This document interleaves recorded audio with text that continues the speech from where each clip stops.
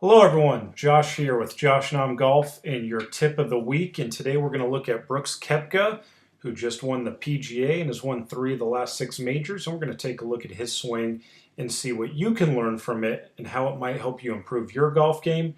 And this tip is especially useful if you're a slicer of the golf ball. So we're going to start on the left on the down the line view. And you see here Brooks has a pretty traditional setup. And what I mean by that is if we draw a line straight underneath the back of the armpit, it's going to go through the tips of his knees into the balls of his feet. Looks very athletic there, arms hanging underneath him. Obviously, he's a big, strong guy, and we know about the club head speed. But we're going to talk about what he does specifically with his wrists to help get the club face square. So as we take this back, we notice in Brooks, and we notice in a lot of good players now, and the club's going to get a little blurry here, but we can see that the club face is at this angle. So for a lot of years, they talked about getting the toe up in the takeaway. Should actually match the spine angle or even a little closed. And with that, because he keeps that face closed, as he gets to the top, and we'll stop it right there, we can see how this club face is kind of pointing to the sky and is parallel, if not a little shut, to his left forearm angle.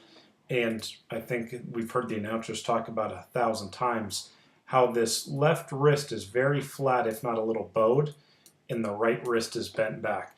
And that is a great tip for all of you that slice the golf ball, because most people that slice it do so because of an open club face. And because their club face gets open, they're forced to swing over the top to get the ball to start on the proper line. Well, Brooks and Dustin Johnson, Jordan Spieth, Jason Jay, just name a couple, have a really flat or bowed left wrist combined with a good grip will help get that club face a little more shut. As we take this back, we can see the club head through here again pointed up at the sky. If his left wrist was cupped, that toe would be dropping more toe down, or the face would be pointed more kind of in this direction. But because he's got that bowed left wrist, he shuts the club face.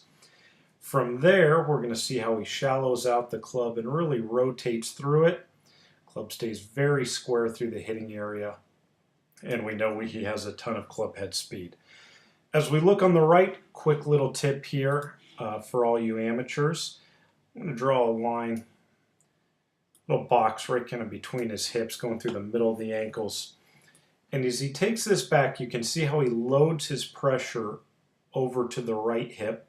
But he's not sliding, and the camera wasn't on a tripod here, so it's moving just a little. But you can see his hips have moved 1/2 inch to 1 inch over to the right.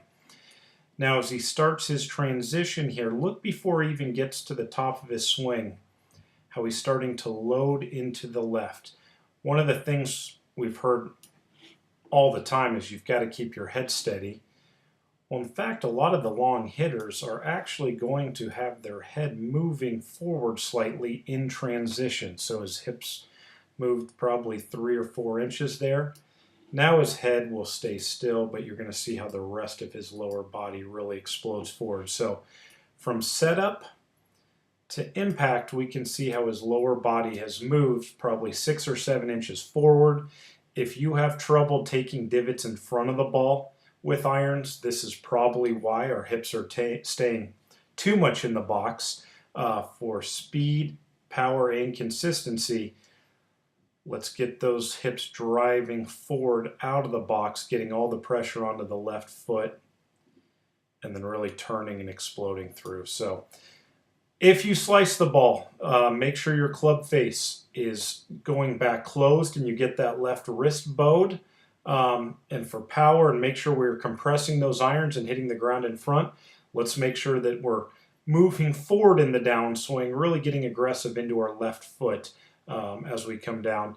And I promise you these 2 tips will help you play better golf.